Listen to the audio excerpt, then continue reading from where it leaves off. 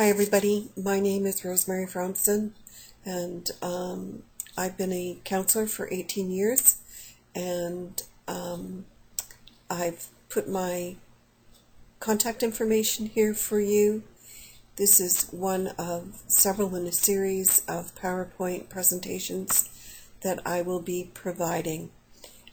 So welcome, and if you have any questions or comments, you can get a hold of me either through my website or through my email address, and I look forward to connecting with you.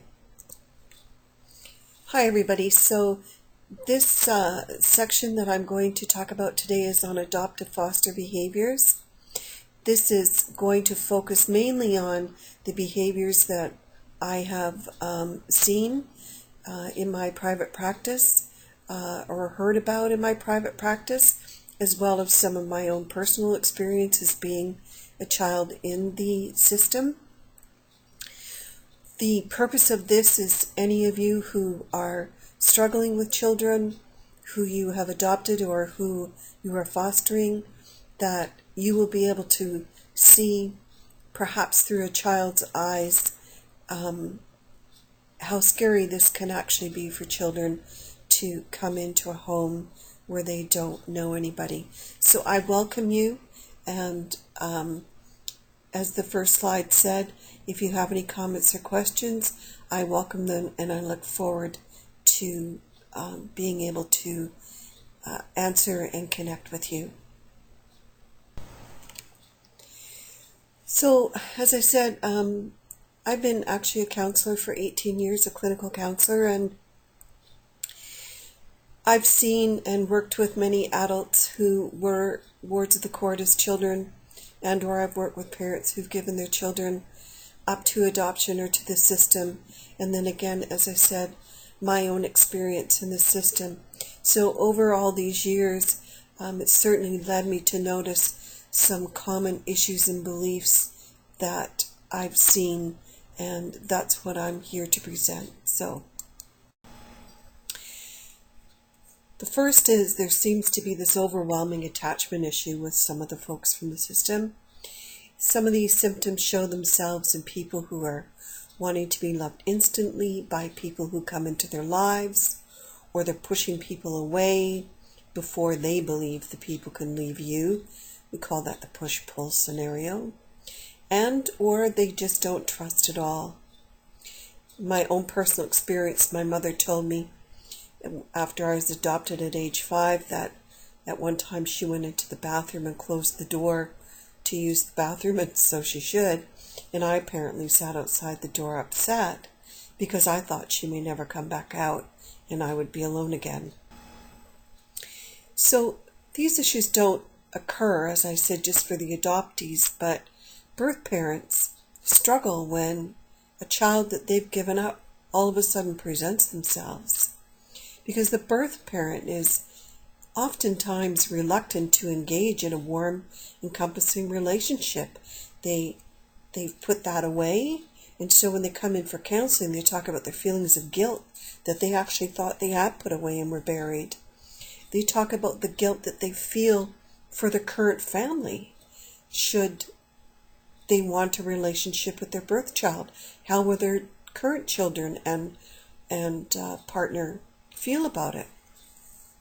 They talk about how to untangle this new relationship because they see that the child doesn't fit and it isn't working.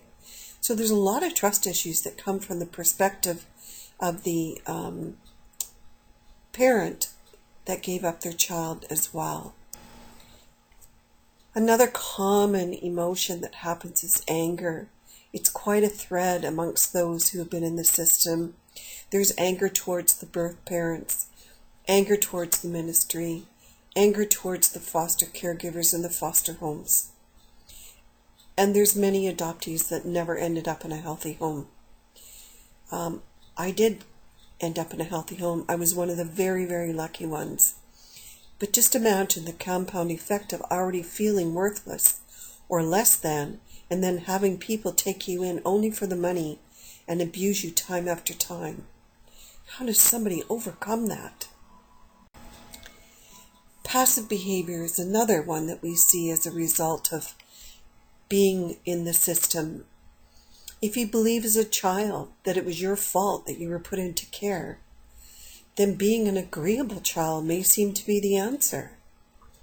Unfortunately, this communication and personality style will carry on into your adulthood, and it shows itself as feelings of unworthiness and low self-esteem born out of incidents that should never happen to a child. And of course, it's incorrect thinking, but it was a survival. Passive behavior is survival. So, all of us from the system are and were wonderful people, but some of us may have gotten lost somewhere along the way. I know of many adoptive people who have wonderful relationships with both their adoptive family and their biological family. And what a wonderful gift that is.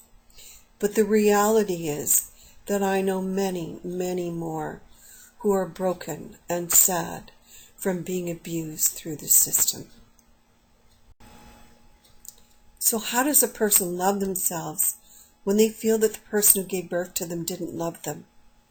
Well, in many cases, the birth parent did love you. As a matter of fact, they loved you so much they wanted to make sure you had a better life. Then there's the birth parent who used adoption as a means of birth control, if you will. Like in my situation, where there were 5 of us from 4 different men all given up.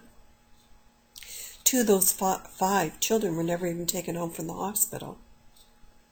Then there's the birth parent who have their children taken from them either at birth or in early years due to the birth parent's addictions, abuses, or inadequacies of being a parent.